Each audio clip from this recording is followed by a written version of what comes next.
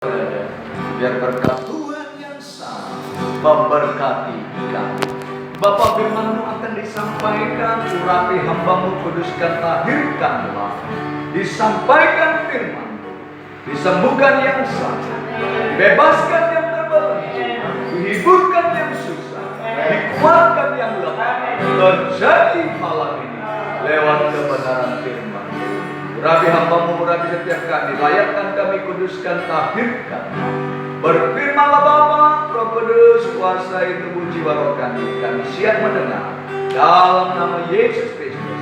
Haleluya, bersama katakan amin. Haleluya, mari kita bersama. Baik, silakan duduk rumah Tuhan. Shalom. Puji Tuhan. Haleluya. Terima kasih buat Tuhan Yesus yang kembali mempertemukan kita malam ini di hari Kamis tanggal 2 April tahun 2020. Kita boleh kembali mengikuti ibadah malam ini, ibadah pujian, doa dan penyembahan, doa-doa syafaat kita. Baik saudara kasih, jemaat Tuhan yang ada di rumah Tuhan dan saudara yang ada dimanapun saudara berada menyaksikan firman Tuhan ini, mengikuti ibadah ini. Mari kita akan masuk dalam firman Tuhan. Saudara kasih, ambil Alkitab kita, mari kita buka bersama-sama di dalam Ratapan 3 ayat 25 dan 26. Ratapan 3 ayat 25 dan 26. Kita akan baca bersama-sama firman Tuhan ini. Kita akan baca dalam Ratapan 3 ayat 25 dan 26. 1, 2, 3.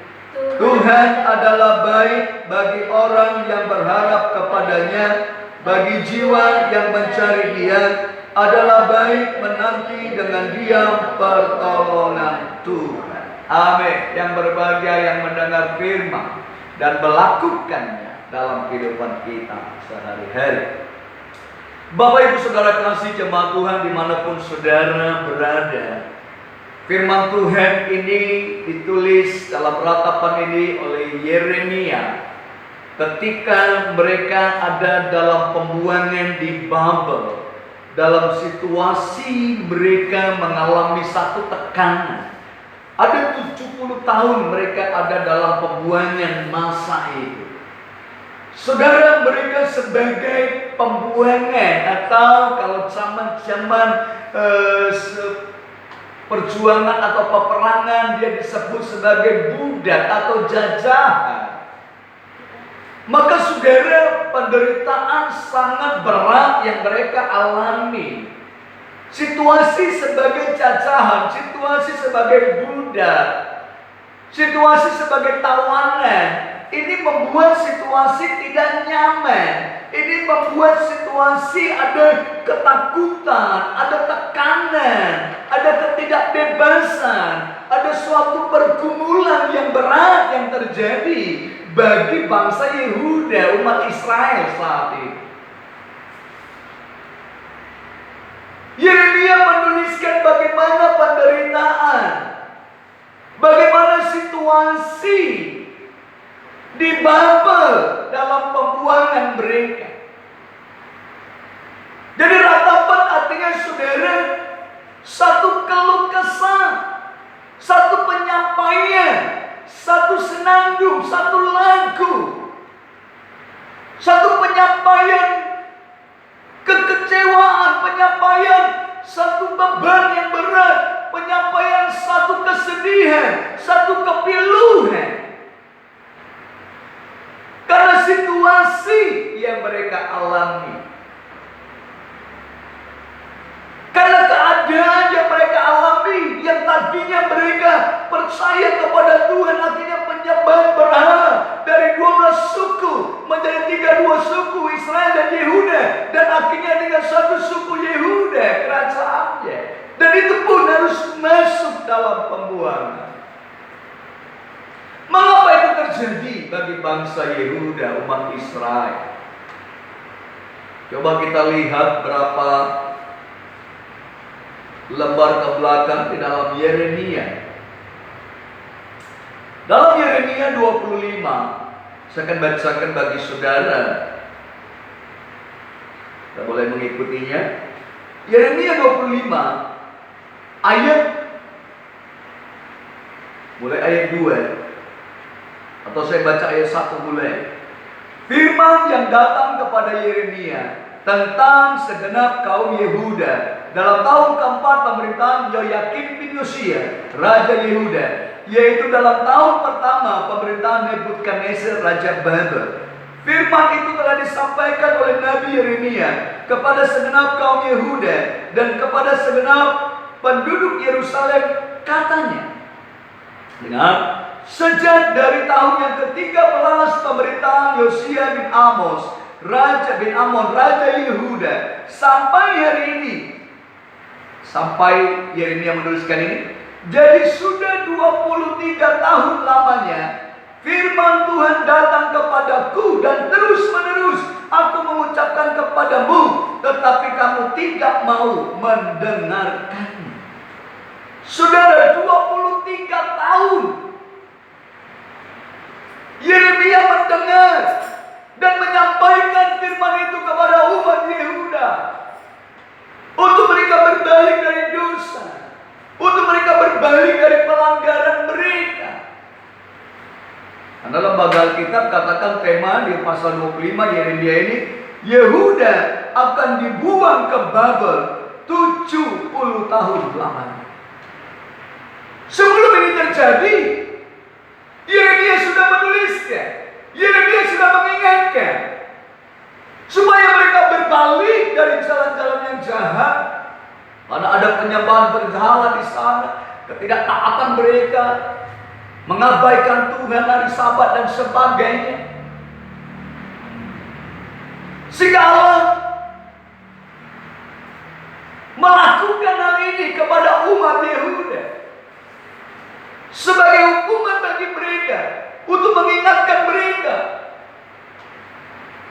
Dan Yeremia katakan dalam ayat selanjutnya, jadi ayat 3, sejak tahun yang ke-13 pemerintahan Yosua bin Amon, Raja Yehuda, sampai hari ini, jadi sudah 23 tahun lamanya firman Tuhan datang kepadaku dan terus menerus aku mengucapkan kepadamu, tetapi kamu tidak mau mendengarkannya. Saudara kekasih, Yeremia menyampaikan 23 tahun firman disampaikan, pertobatan disampaikan, tetapi umat Yehuda tidak mau mendengarkannya. Saudara, berapa tahun saudara mendengar firman Tuhan? Berapa tahun kita mendengar firman Tuhan? Tapi masih banyak umat Tuhan yang belum serius dengan Tuhan. Mari katakan kanan kiri saudara, seriuslah dengan Tuhan. Seriuslah dengan Tuhan. Ayat 4 dalam Yeremia 25, juga Tuhan terus-menerus mengutus kepadamu semua hamba-hambanya yang nabi-nabi, tetapi kamu tidak mau mendengarkannya dan memperhatikan.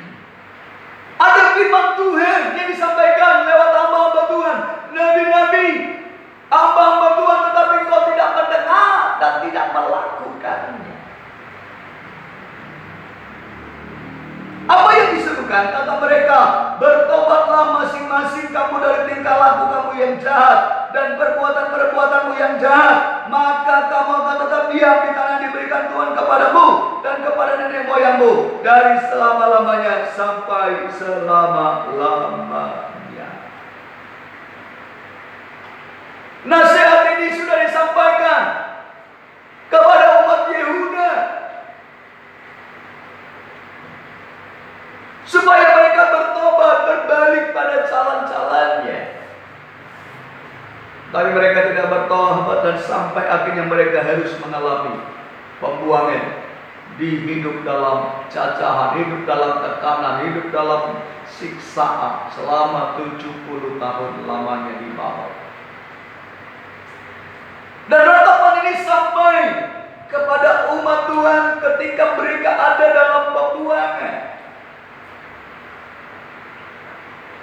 Situasi yang sangat-sangat tertekan, situasi yang sangat-sangat memilukan, ketakutan, kekhawatiran datang kepada mereka, kemiskinan, kelaparan. Coba kita lihat dari penjelasan ratapan ini, bagaimana sebenarnya situasi mereka masa itu. Satu lembar ke belakang, di dalam ratapan 2 ayat 18, ratapan 4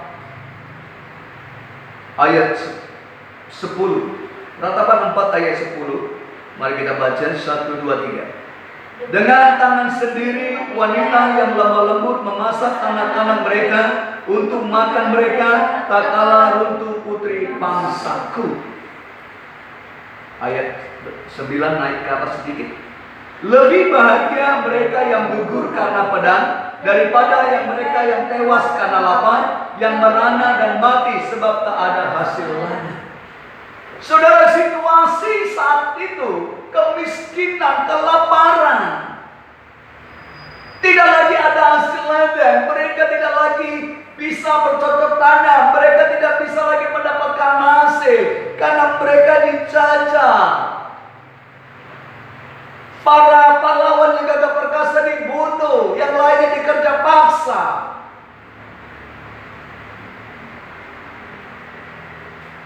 Tetapi dalam situasi ini,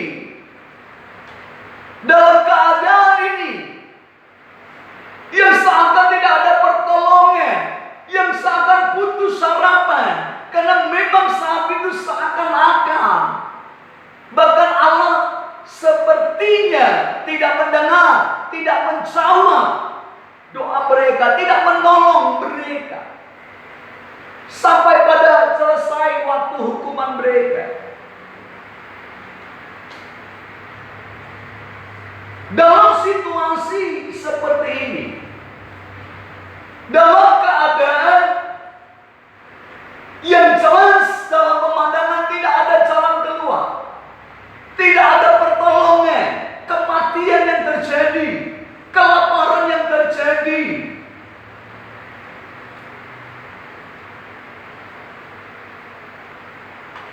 yang rasanya sudah tidak ada jalan keluar, putus asa. Umat Tuhan diperhadapkan situasi yang serba salah, situasi yang mengerikan. Tapi dengar, dalam situasi seperti ini, Yeremia datang kepada mereka. Yeremia menyampaikan sesuatu keteguhan bagi mereka. Yeremia menyampaikan satu firman untuk membangkitkan mereka, untuk menguatkan mereka dengan perkataan ini. Mengapa Yeremia sampaikan ini? Karena Yeremia mengenal siapa Allah yang dia sembah. Yeremia memahami walaupun sedang dalam proses hukuman, tapi dia tahu kasih Allah tidak berubah. Walaupun dalam situasi umat Tuhan yang mengalami satu hukuman, tapi Yeremia mengerti bahwa Allah sangat mengasihinya. Sehingga dia teguhkan, dia sampaikan kepada umat Tuhan masa itu. Tuhan baik bagi orang yang berharap kepadanya. Tuhan baik bagi jiwa yang mencari Dia. Tuhan baik bagi orang yang mau menanti dengan diam pertolongan Tuhan. Saudara, firman ini tiba bagi umat Tuhan yang saat itu sedang dalam keluh kesah, yang saat itu mungkin sedang menangis, sedang mengeluh, sedang menyampaikan situasi keprihatinan mereka. Dan mungkin saat ini kita sedang diperhadapkan situasi-situasi keprihatinan, situasi-situasi pergumulan, ketakutan, kebimbangan, kekhawatiran seperti umat Yehuda alami. Rasanya tidak ada lagi harapan, rasanya ketakutan menguasai, rasanya bimbang, takut, khawatir, semua bergejolak. Tapi ingat, jika Yeremia bisa menguatkan umat Tuhan dengan perkataan, dan perkataan ini saat ini tiba bagi saudara dan saya. Tuhan baik bagi orang yang berharap kepadanya. Tuhan baik bagi jiwa yang mencari Dia. Adalah baik menanti dengan Dia pertolongan Tuhan. Amin. Bapak Ibu umat Tuhan, saudara kasih dimanapun kita berada, Yeremia menegaskan umat Tuhan dalam ratapan tulisan ini bahwa Allah itu Allah yang baik, bahwa Tuhan itu Tuhan yang baik, yang tidak pernah mengecewakan. Karena dia kenal Allah, dia mengenal pribadi Tuhan, sehingga dia bisa sampaikan kepada umat Tuhan bahwa Dia Allah yang baik. Dalam situasi apapun Dia Allah yang baik, dalam keadaan apapun Dia Allah yang baik, dalam bencana apapun Dia Allah yang baik. Karena kebaikannya tidak terpengaruh dengan situasi, kebaikannya tidak terpengaruh dengan keadaan. Karena situasi Allah yang punya, keadaan Allah yang punya. Ada 3 hal yang Yeremia sampaikan untuk menguatkan umat Tuhan, jika dia katakan Tuhan baik. Kepada siapa Tuhan baik? Yang pertama di ayat 25 dikatakan, Tuhan adalah baik bagi orang yang berharap kepadanya. Pengharapanku hanya Yesus saja yang mati atas Golgota. Terus Dia membawa Aku yang sungguh, Yesus Dia harapanku. Amin. Tuhan baik bagi orang yang berharap kepadanya. Apa waktu yang lalu kita telah mendengar firman Tuhan dalam Roma 12 ayat 10, ayat 12. Bersukacita dalam pengharapan, sabarlah dalam kesesatan, bertekunlah dalam doa. Tuhan baik bagi orang yang mau berharap. Saudara, apa yang dimaksud berharap? Pengharapan. Pengharapan adalah suatu yang kita rindukan, sesuatu yang kita butuhkan, sesuatu yang kita dambakan, yang datang daripada Tuhan. Dia baik bagi orang yang mau berharap kepadanya. Artinya apapun keberadaan kita saat ini, apapun keadaan umat Tuhan masa itu, Yeremia mau mereka terus berharap kepada Tuhan. Dan itu sampai bagi saudara dan saya hari ini. Teruslah berharap kepada Tuhan. Amin. Teruslah teguh dalam penantianmu kepada Tuhan. Tak pernah Tuhan janji. Apa? Selanjutnya, jalan tak berduri, tak pernah Tuhan janji lautan akan tenang. Tetapi Tuhan berjanji kita pasti menang. Amin. Tuhan berjanji kemenangan ada bagi kita. Ada tuh firman Tuhan berkata, kita adalah Imamat Rajani, umat pemenang. Tuhan baik bagi orang yang berharap kepadanya. Jangan berhenti, jangan putus asa, jangan mengeluh, jangan kecewa dengan situasi kita walaupun berat. Terus berharap kepada Tuhan, terus iman di Tuhan, terus percaya kepada Tuhan. Wanita yang mendarat 12 tahun, semua sudah habis hartanya, tapi dia imani, dia percaya. Asal ku jamah jubahnya aku sembuh. Walaupun dalam tekanan begitu banyak orang, Walaupun dengan himpitan banyak orang, tapi dia berjuang untuk mendapatkan pengharapan. Saudara, mari nantikan pengharapanmu dengan setia.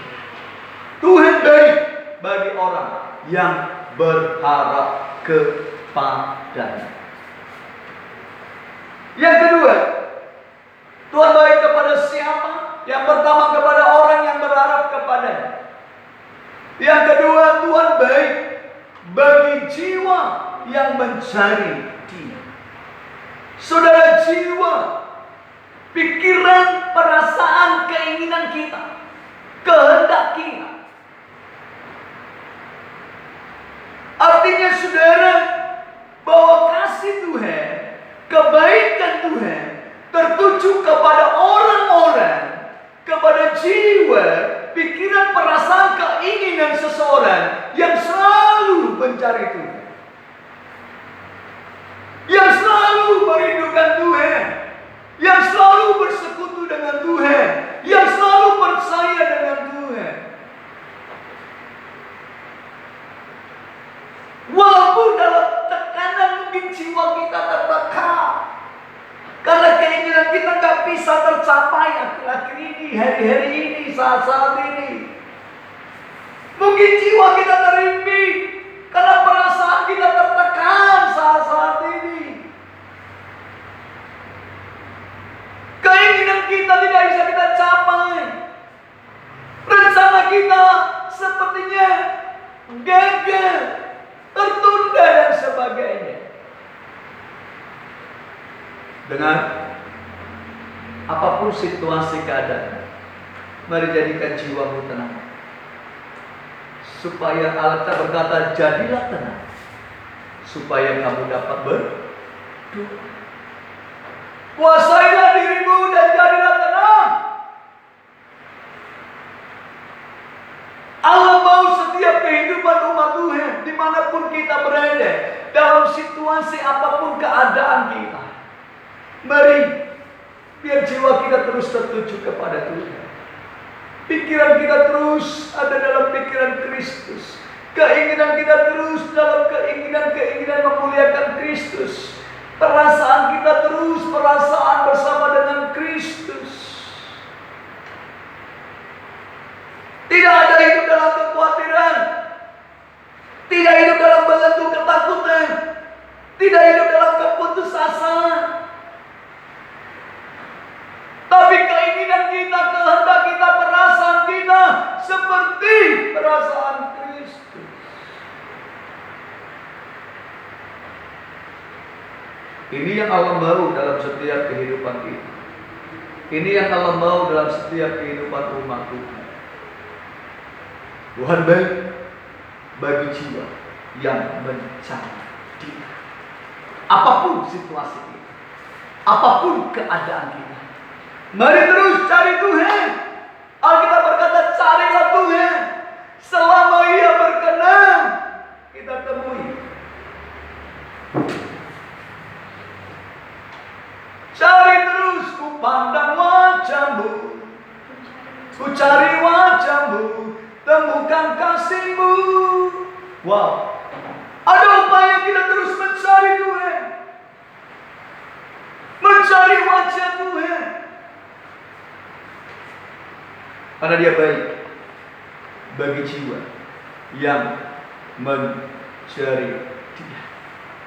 Yang ketiga, terakhir saudara, Tuhan baik di ayat 26 adalah baik menanti dengan diam pertolongan Tuhan. Wow. Yang pertama, Tuhan baik bagi orang yang berharap kepadanya, bagi jiwa yang mencari Dia adalah baik menanti dengan diam pertolongan Tuhan. Ku nanti akan Allah kuasa dalam kemuliaan yang kudus. Ku sembah Engkau Allah kuasa dalam kemuliaan yang kudus. Tuhanku rindu. Amin.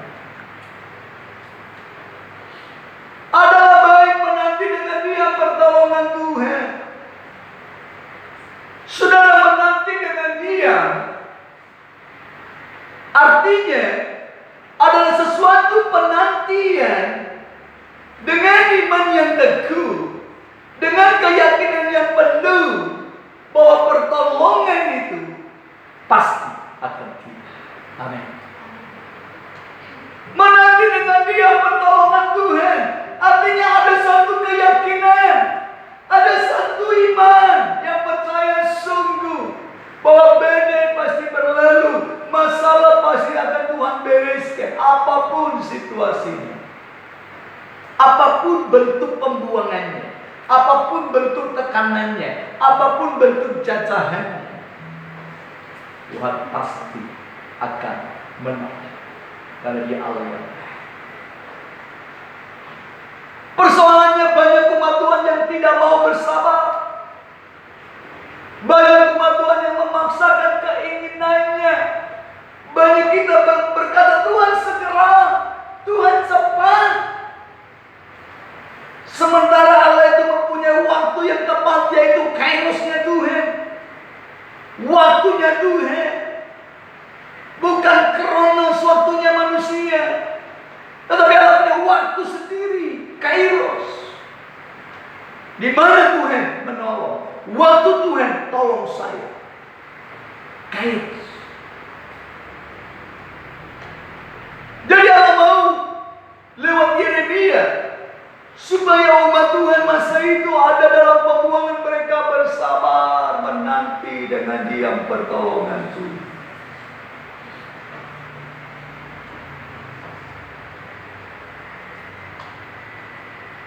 Menanti dengan dia pertolongan Tuhan.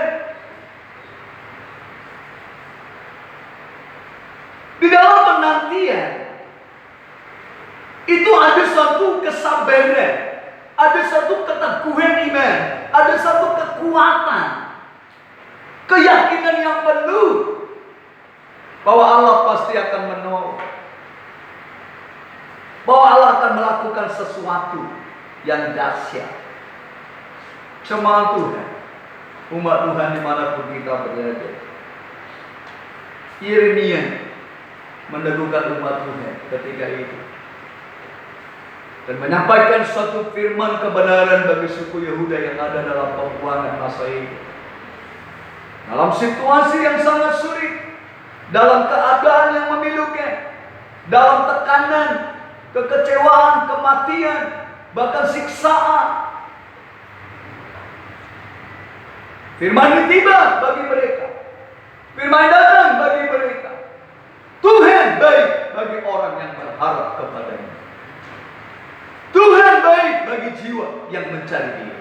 Adalah baik menanti dengan dia pertolongan Tuhan. Apapun situasi kita, mari nantikan pertolongan Tuhan. Mari imani Dia Allah yang baik, dan Dia Allah yang tidak pernah berubah. Pertolongan sampai saat ini terus ada bagi saudara dan saya, karena Dia Allah yang baik. Pertolonganmu begitu ajaib, Kau tak pernah meninggalkan. Hatiku tenang berada di dekat.